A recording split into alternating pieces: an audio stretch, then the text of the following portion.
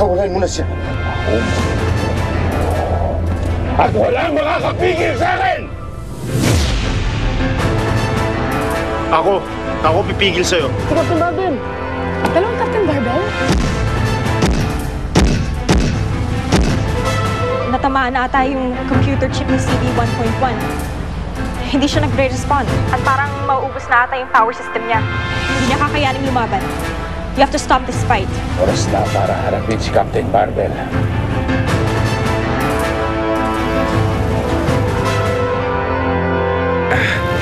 Tumihina ako. Dahil sa Escobar, Kuya Captain Barbell! Nalaban ako! Kuya Captain Barbell, ang sakit! Kalalapit! Meron siya Escobar! CD1.1, tapusin na siya! Tuluyan na siya! Kuya!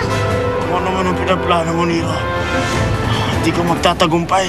Nagtagumpay na ako. Dahil mamamatay ka na. Wala nang sasakit sa mundo.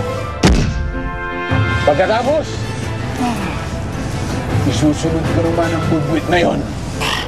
Ayop ka, Nero! Ako na ang natitirang pinakamakapangyarihan sa mundo ito. Sige! Patayin si Captain Barbell!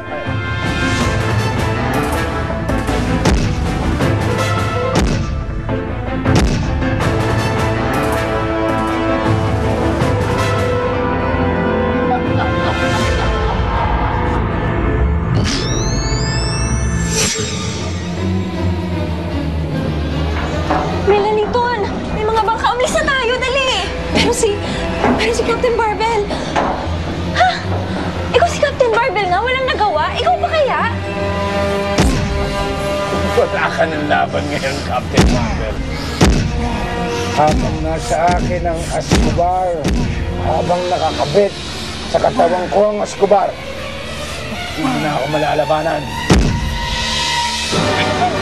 Palimbasan na natin iho si Captain Barbell. Matapos na tayo ligtas. Guard, tulungan niyo ako. Miss, hindi natin kaya yan. Hindi natin kaya yan. Nung kayo ba nangailangan, iniwan ba kayo ni Captain Barbell? Baka mapahamak lang tayo. Mahigpat, sumakay na lang kayo sa mga bangka. Ano gagawin mo, Melanie? Bahala na. Melanie!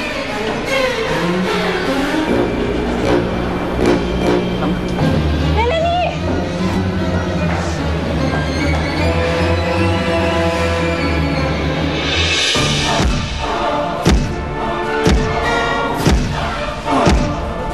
Ako na ang natitirang pinakamakapangyarihan sa mundo ito.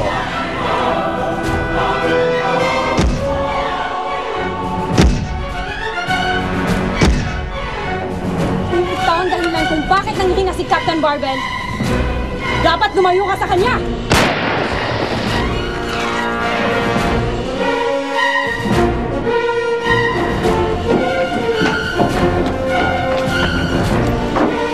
Nero, tumakas ka na dyan. Masyado silang marami. At mauubos na yung charge ng jet booster mo. Hello, Nero.